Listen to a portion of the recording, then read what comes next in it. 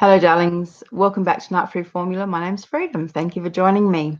I just wanted to do another quick video. If you're watching my previous video, I was talking about the challenges of going grey rock. So before I speak on that, just remember to like the video, subscribe to the channel, and please feel free to share the videos widely on other platforms to help me grow the channel. Would be much appreciated.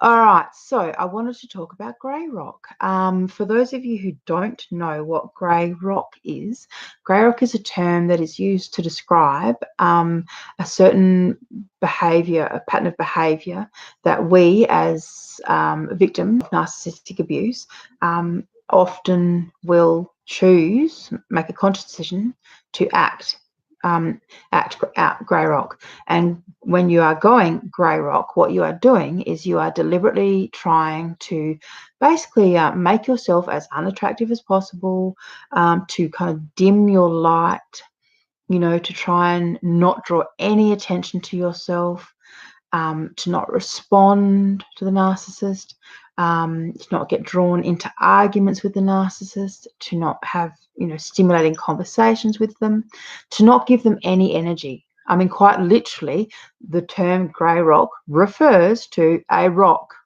and it's not even an interesting rock, it's a grey rock. So that is what grey rock is. And when people talk about going grey rock, they're usually doing it at the last stage of their relationship, when they are trying to, I suppose, get their ducks in order, prepare their exit strategy, but they don't want to have to deal with a narcissist. Or they're actually, like in my case, they're trying to deliberately take the attention off of themselves and onto another person. So I'm not the only person who has done this. There's quite a few of us narc survivors who have done exactly what I did, and that is that I realized that he was never going to just let me kind of just up and walk off. He had his claws in so deep that basically I wasn't going to be able to leave. There was only two things that were going to happen. I was going to die, or he was going to find someone else. So when I realized that, that obviously I'm not going to die, and I was going to have to encourage him to fall for someone else. So basically, it's something that it could happen. It worked in my particular instance, and for other women it has worked too. And it's the same kind of circumstance. They've seen someone else come into their sphere, to their reality. So new supply who's kind of wandered on in, and they've seen the narcissist, the predatory stare. They've seen that the narcissist has taken note. And I mean, when you've been narc supply, you can see what narc supply looks like, and what kind of people they're going to find attractive. So they're usually looking for someone who's a little bit dumb, a little bit clueless, who's kind of loyal, who has daddy issues, issues with her family. That kind of stuff makes people vulnerable to narcissists. So when someone like that comes wandering along, and as I said, stumbles on in, for someone like me, that was my opportunity.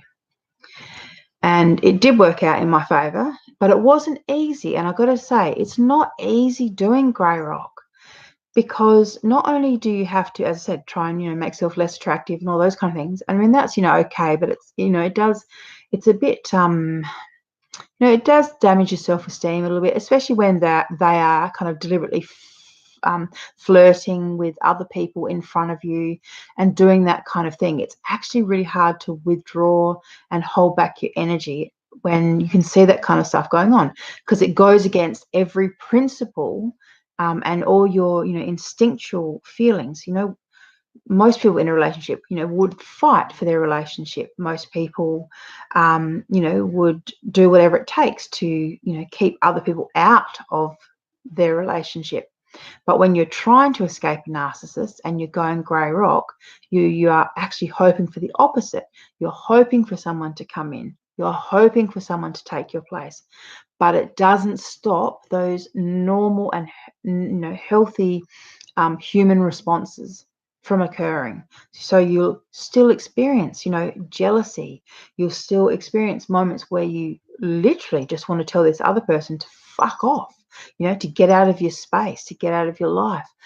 But you have to stop yourself because it's your one ticket out. You have to stop yourself.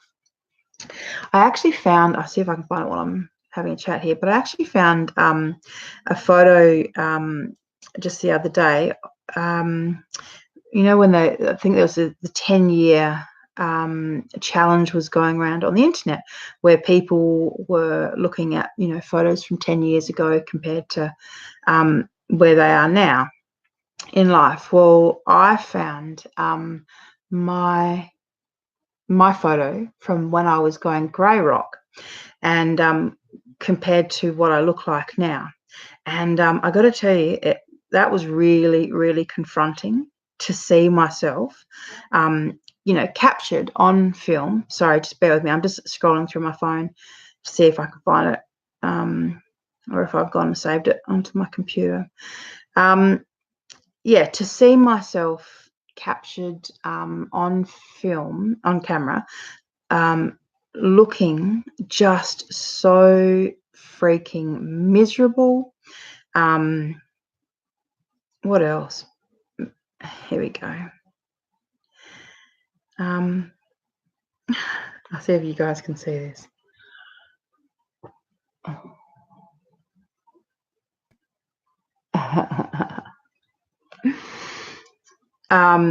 Like I cut my hair, dyed it brown,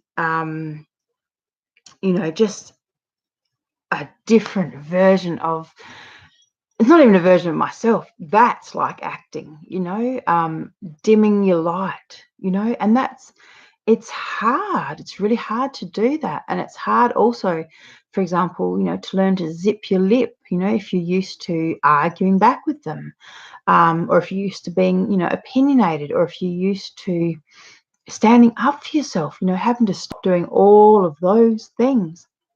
I mean, that's hard.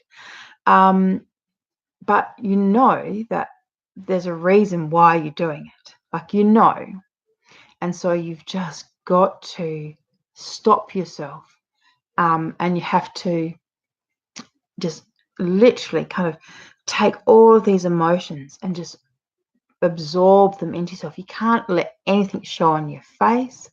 My face became kind of like a mask back in those days, because I was literally just holding so much stuff in and hiding how I was feeling. And I was so scared that, my face was going to betray me, or that I would slip up in some way. I had so much going on in my mind the whole time. And this is like the last, 6 months or whatever. But the good thing that happened for me and for other women who have been in the same situation is that the narcissists are really superficial. And so instead of going, I wonder why my wife is acting this way and what's going on here, they don't think like that. They just go, oh, look at that new pretty shiny thing over there. Oh, look at that over there. Oh, look at that over there. Easily distracted. So while he's off over there, you can be over here planning your escape and doing all the things that you need to do, because let's face it, after, however many years together, there's stuff that needs to be sorted out. And unlike normal healthy relationships, you can't just go to your narcissistic partner and go, all right, we're going to separate and this is what's going to happen. Let's sort it out. That it's going to be instant war the second they find out what you're planning. Or they're just not going to let you leave. So you just can't tell them until the moment that it's happening, or until after the moment that it's happening. But if you're lucky, as I said, the more you withdraw and the more they start fantasizing about new supply, these kind of windows of opportunity will open up for you. And as I said, it's not easy to get away from the narcissist, and having to go grey rock and having to endure that awful, this kind of in between. It's like in between worlds. You're not really with them, but you haven't really left yet, and you've got to keep up this facade. And sometimes when you're acting the facade, you still feel it, and then sometimes they feel it, and then they act loving, and that sucks you back in. And oh my God, it's really, really challenging, the grey rock. And so to be perfectly honest, I would say to anyone who doesn't have to do grey rock, I would suggest not doing it at all while you're in the relationship. Like once you're out and you're safe, and that's fine, that's fine. But, when you're in the relationship, it's really, really hard to do that. And as I said, it's not easy to watch someone that you love, and you're just realizing that they're a narcissist or a sociopath or a psychopath. You're only just realizing that and coming to terms with the fact that what you thought you had wasn't really real after all. And so there's so much sadness and grief and confusion and trauma that you're going through, and yet you've got to act this, like you just don't care about anything, and this kind of bland, monotone responses, while you're letting your partner of X amount of years fall in love with someone else right under your very nose. Not they ever fall in love, but you know what I mean. In theory, let's just say it looks like they're falling in love. And that is, as I said, that is hard. That actually hurts. But, from my own experience, the more rope you give them, the more they'll hang themselves. I mean, to be honest, when I was doing grey rock, there was a part of me that was still hoping that he was going to realize what the fuck he was losing, and that he would snap out of it and fight for us and fight to get well and to fix things. But he's a sociopath. He didn't. Of course he didn't.